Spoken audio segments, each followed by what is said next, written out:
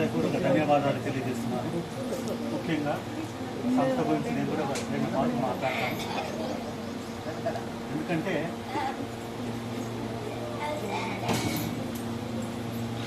నేను వచ్చి అనంతపూర్కి వచ్చి 30 సంవత్సరాలు అవుతుంది. దాదాపుగా 30 సంవత్సరాల నుంచి ప్రతిరోజు తల్లికి సేవ చేయడం దగ్గర నుంచి, తల్లిదండ్రులు సేవ చేయడం దగ్గర నుంచి మొదలుపెట్టి సమాజంలో మనకంటూ ఒక సేవ అన్నటువంటిది మనం నడపాలి, మనం సేవ చేయాలి అనే ఉద్దేశంతో ప్రతి చోటు తిరిగానమాట. కొన్ని సాహిత్య ఫీల్డ్లో సేవ చేద్దామని ఫస్ట్ సాహిత్య ఫీల్డ్లో సేవ చేద్దామని తిరుగుకుంటూ వచ్చాను.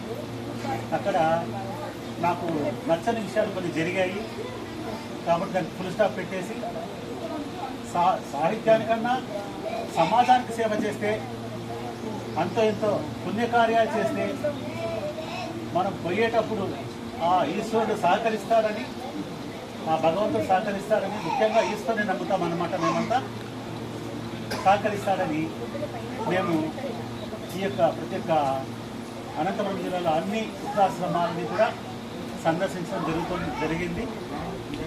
కానీ నా వరకు నేను వస్తే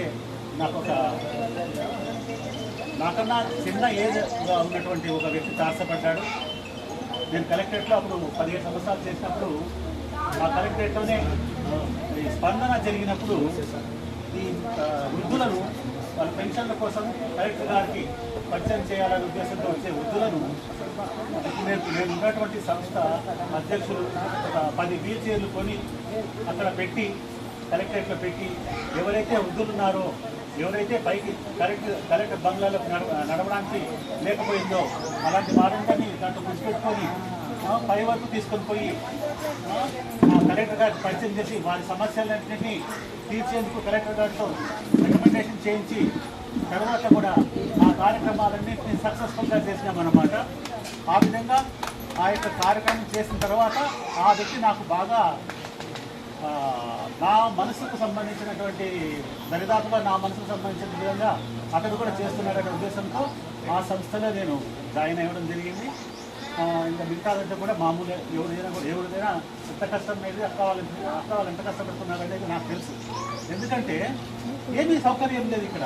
అక్కడ అనంతపూర్ జిల్లాలో అయితే వెహికల్స్ అన్నీ వస్తుంటాయి, వెహికల్స్ పోతుంటాయి. ఇక్కడ ఏమీ లేదు. ఒకవేళ అనాథకుడు మనకు ఎక్కడంటే మన సవర్క్లాల్ దగ్గర ఎవరైనా చనిపోయినారని అక్కడే వెహికల్ ఖచ్చితంగా దగ్గరకే వస్తున్నారు. లేదా పోలీసులు మాకు హాస్పిటల్లో ఉంది మీరు తీసుకొచ్చుకోకపోతే అని ఫోన్లు చేస్తారన్నమాట. అప్పుడు మా వెహికల్స్ ఉంటాయి. ఇట్లా మేడం గారికి అట్లాంటి అవకాశమే లేదు.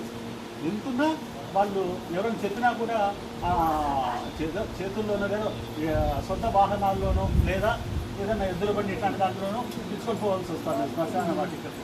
అది చాలా కష్టమైనటువంటి పని.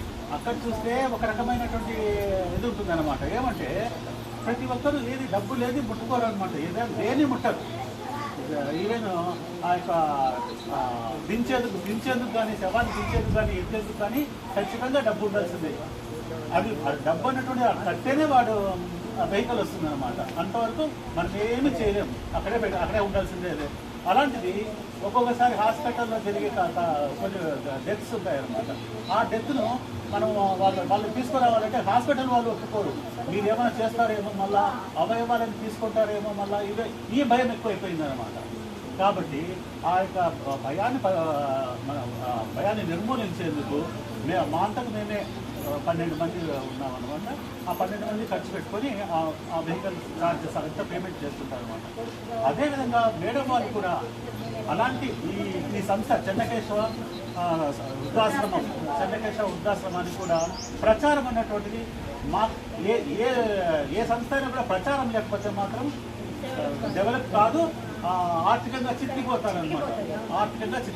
కాబట్టి మనం అందరం కూడా ఈ చెన్నకేశవ వృద్ధాశ్రమాన్ని సమాజంలోకి తీసుకొని పోయేందుకు మనమంతా కూడా కృషి చేయాల్సిన అవసరం ఎంతైనా ఉంది అని నేను చెప్తూ, ఇక్కడ ఉండేటువంటి వృద్ధులు కూడా అసలు ఎంత దీనంగా ఇక్కడికి వస్తారంటే చెప్పలేమన్నమాట. అలాంటి అమ్మాయి చూడండి, అప్పటి నుంచి చూస్తున్నారు. అమ్మాయి అలాంటి అమ్మాయిని మనం వీళ్ళ అమ్మాయికి షేర్ చేస్తున్నాం. ఎంత గొప్పతనం అంటే ఆ గొప్పతనాన్ని వర్ణించలేవన్నమాట. అసలు ఏంద్రా నాయన జీవితమన్నయ్య అనిపిస్తుంది. కాబట్టి ఉన్నది కాదు ముఖ్యం, ఉన్నవాళ్ళు అనేది కాదు ముఖ్యం. దేని వాళ్ళకి జీవితం ఇవ్వాలి, దేని వాళ్ళకి చేతి మాత్రమే ఆ భగవంతుడు మనల్ని ముందుకు నడిపిస్తాడనమాట. కాబట్టి నేను చెప్పలేదు. తర్వాత కార్యక్రమం ఉన్నట్టు వస్తే ఈరోజు శ్రీకళాపీఠ ఆధ్వర్యంలో ఉగాది అయిపోయింది. తర్వాత ఉగాది అయిపోయినా కూడా ఈ యొక్క ఈ వృద్ధుల సమక్షంలో ఉగాది శ్రీరామనవమి వచ్చేసింది. అది కూడా అయిపోయింది. వృద్ధుల సమక్షంలో ఈ కవి సమ్మేళనం ఉన్నటువంటి మరో ఇంకోసారి ఆ భగవంతుడైనటువంటి శ్రీరామచంద్రుని స్మరించుకుంటూ మనం ఈ కార్యక్రమాన్ని నెరవేరుద్దామని కొంతమంది పౌరులను పిలిచారు మేడం. అందరిని పిలిచారు, కానీ ఎవరికి అనుకూలంగా ఉండేవాళ్ళు వాళ్ళంతా వచ్చారు.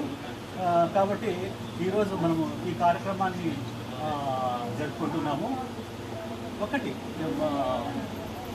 ఈ శ్రీరామనవమి ఈరోజు శ్రీరామచంద్రుని మనం పంచుకుంటున్నామంటే అతని యొక్క గుణగణాలు ఏ ఒక్కటి ఎదిగినా కూడా మనిషి ఎంతో గొప్ప స్థాయికి ఎదుగుతాడనమాట.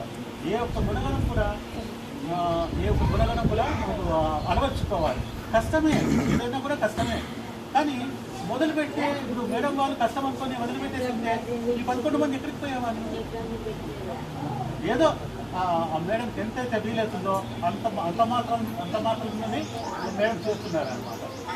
కానీ ఈ సేవ చేయడం అన్నటువంటిది అందరికీ చేత కాదు. ఎవరో దానికి ఆ దేవుడే సృష్టించారు అనమాట. నువ్వు ఇదే చేస్తావు అని సృష్టించిందేనే వాళ్ళకి దిగింటారు, లేకపోతే అందరూ చేయలేరు అనమాట. అంతమంది బజార్లో పడిపోయి ఉంటారు, చెడ్డట పడిపోయి ఉంటారు. వాళ్ళందరినీ తీసుకొచ్చి వాళ్ళకు సరైనటువంటి రిక్వైర్మెంట్ ఇచ్చి వాళ్ళు ఫుడ్ పెట్టి ఇవన్నీ చేస్తూ ఈ కార్యక్రమాలను దిగ్విజయంగా నిర్వహిస్తున్నారు అనమాట. మనం కూడా ఈ కార్యక్రమాలు ఇలాంటి కార్యక్రమాలకు హాజరై సమాజంలో ఇలాంటి వారు కూడా ఉన్నారు. ఈ దాన గుణమే కాకుండా ఈ సేవా గుణం చేసే వాళ్ళు చాలామంది ఉన్నారు. వాళ్ళని కూడా సమాజాన్ని పరిచయం చేద్దామనే ఉద్దేశం దగ్గరికి వచ్చాము. ఇప్పుడు మనము